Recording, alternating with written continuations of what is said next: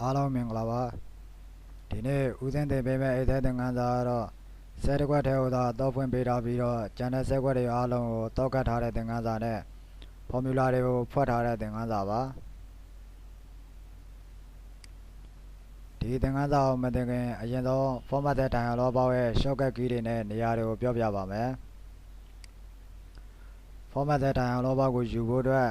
shortcut key အပြင်4ခုနေရာအပြင်တော့5နေရာရှိပါတယ်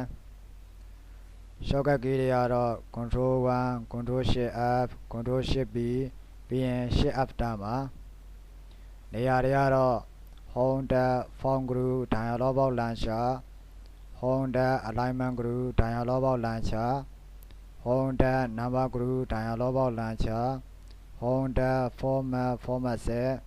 right click format set ပါဒါတွေအားလုံးကိုအိတ်ထဲမှာပြန်ရှင်းပြပါမယ်အရင်ဆုံး shortcut key 4ခုနဲ့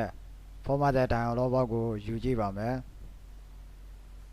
control 1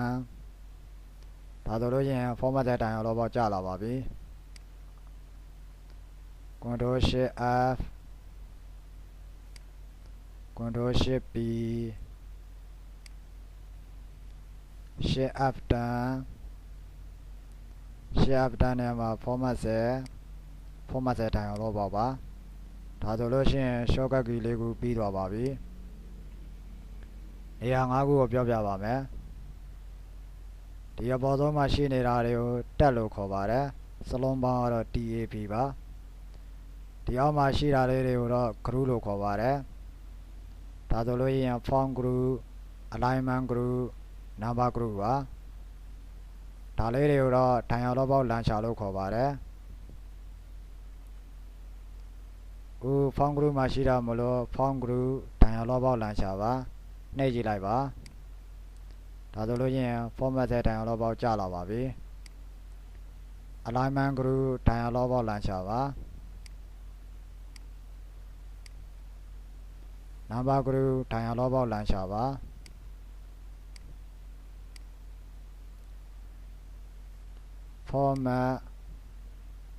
format setဒါဆိုလို့ရှိရင်လည်း format တဲ့ dialog box ကျလာပါပြီနောက်ဆုံးတစ်ခုကတော့ right click format တဲ့ dialog box ကျလာပါပြီသင်ခန်းစာပြန်စပါတော့မယ်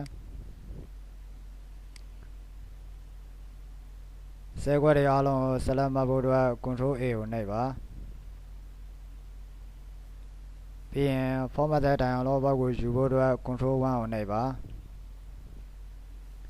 protection မှာနှိပ်ပါ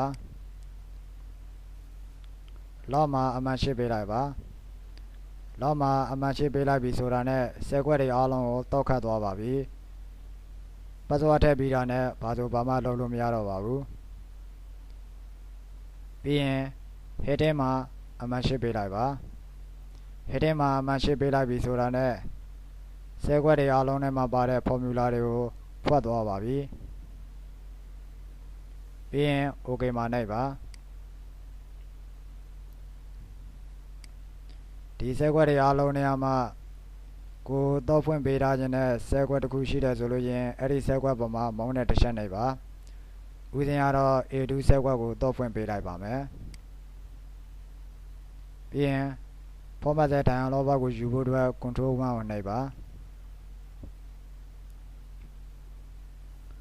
lock မှာအမှန်ရှိဖြုတ်ပေးလိုက်ပါ heading မှာအမှန်ရှိဖြုတ်ပေးလိုက်ပါပြီးရင် OK မှာနှိပ်ပါဒီဆဲခွက်တွေအားလုံးထဲမှာ formula ပါတာဆိုလို့3ခွက်တည်းပဲရှိပါတယ် B2 C2 D2 ပါနောက်ဆုံးအဆင့်အနေနဲ့ password ပေးပါမယ် review မှာနှိပ်ပါ protection မှာနှိပ်ပါဒီနေရာမှာ password ရိုက်ထည့်ပေးလိုက်ပါဦးစင်းကတော့ password ကို8လုံးရိုက်ထည့်လိုက်ပါမယ်1989135ပြီးရင်အားတောင်းနှိပ်ပါ အဲ့ဒီပတ်စဝါကိုပဲထပ်ရိုက်ထည့်ပါ1989131ပြီးရင်အန်တာကိုနှိပ်ပါနောက်ဆုံးအနေနဲ့ Ctrl S ကိုနှိပ်ပြီးတော့စေ့လိုက်ပါ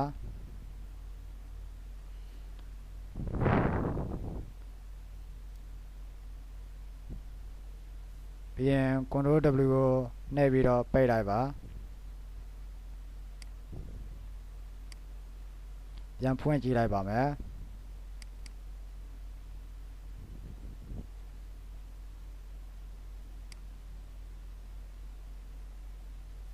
အခုဒီမှာပါတဲ့ formula တွေကိုမမြင်ရတော့ပါဘူး